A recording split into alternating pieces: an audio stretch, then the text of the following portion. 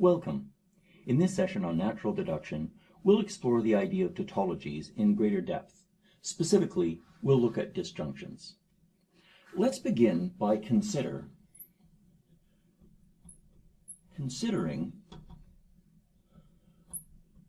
when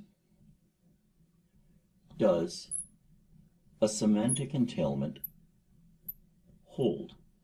That is, for what kind of formula can we guarantee that this semantic entailment holds? That is, what is guaranteed to be a tautology? So an easy example that we've used in previous sessions is if something was the law of excluded middle, that certainly is a tautology. And extensions are,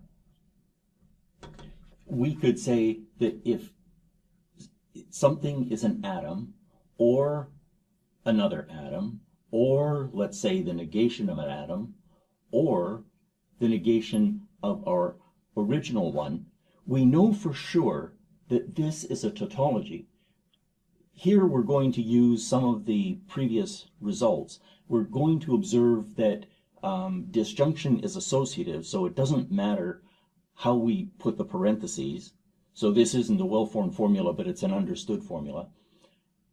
It's also associative and commutative. So that means that we could juggle things around, and eventually we could get this to be P or not P or all the rest, and we would be sure that that is a tautology.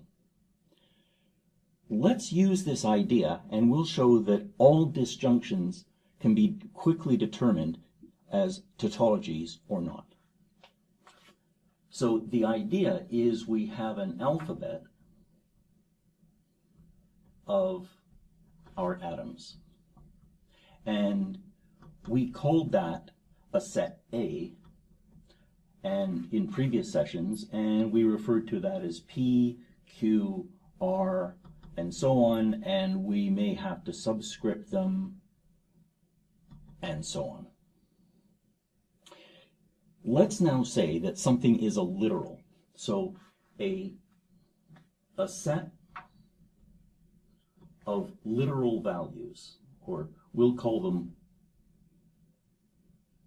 literals, and we'll use a capital script L.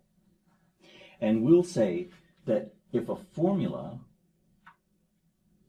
is in the alphabet, then that formula is a literal. And here we're making a statement in metalogic. That is, we're making a statement about our logical system. So that would certainly count. And then we also want to say that if a formula is in the alphabet, then the negation of the formula is also a literal string. And this would allow us to determine what are literal values, that is, what is an atom or the negation of an atom. When we have those, we can now define our set of disjuncts.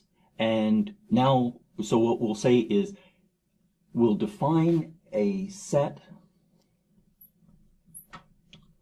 of disjuncts, and these are disjuncts of literals. And we'll call that set script D.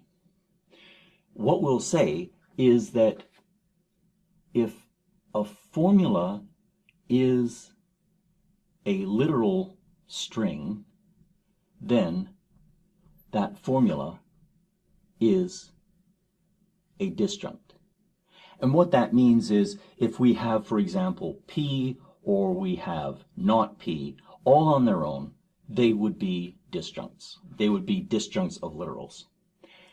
We then want to say that we can take a literal and we can make it the left disjunct of something bigger.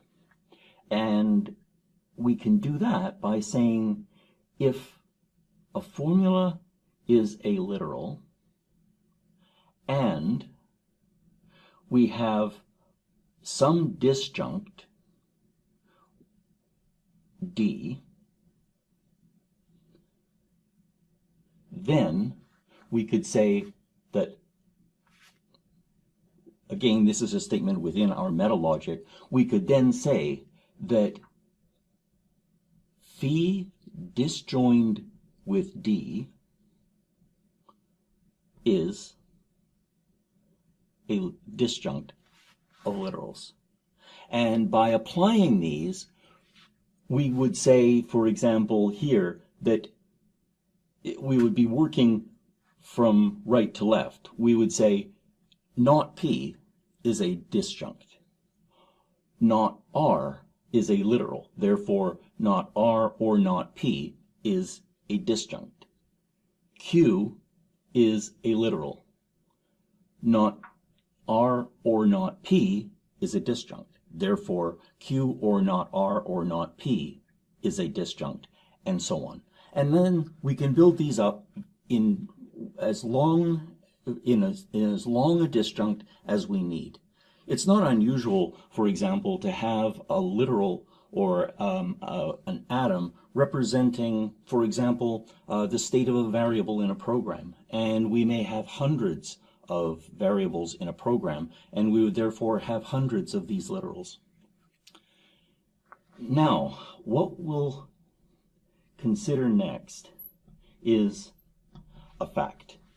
And the way I use the word fact is a fact is a theorem that we're not going to prove. So for this proof, you can refer to the text or outside sources. The fact is that a disjunct D, which is defined the way we defined it, so is a tautology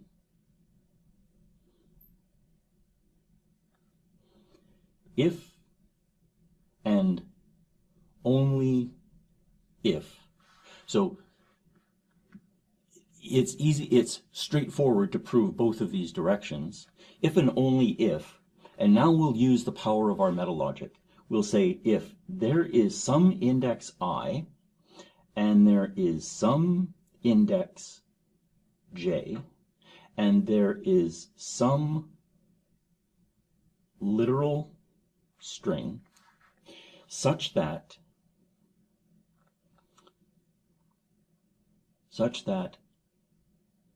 Li is the literal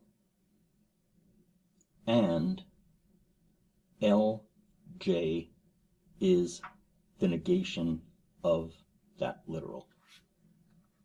And here, what we're saying is there's a condition that we have to add to be careful, and that is for D being literal 1 disjoint with literal 2 disjoint and so on, disjoint with literal M. And now we can see that this is a matter of scanning through the disjunct and trying to determine if a literal appears and if the negation of that literal appears. And if that is true, then this disjunct is a tautology, and that is, we've shown that this semantic entailment holds. And if there are no literals in here such that the negation of that literal is also in the disjunct, then that disjunct is not a tautology, and we can find some way to model, that is, to assign truth values, and we can determine whether or not this disjunct is a tautology. These can now be used to quickly determine whether or not a statement, a disjunct, is a tautology. Let's recall that if we had, so let's summarize this as for n atoms and m literals in D. If we use a truth table method, then what we would have to do is we would have to enumerate all of the possibilities for the n atoms and then determine which of those are true or false, and then check whether our disjunct matches those. So that would require 2 to the n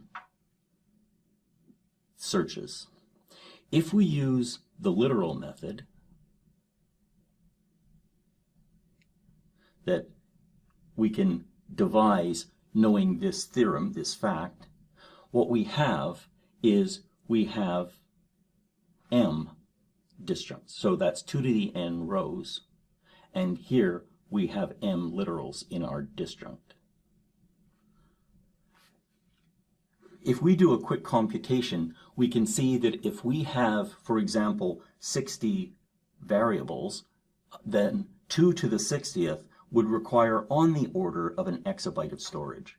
And if we have, let's say, out of those 60 atoms, if we only have 15 literals in a disjunct, we only require 15 operations. This will grow linearly with the number of literals. This will grow exponentially with the number of atoms. And there's a big difference computationally between those two.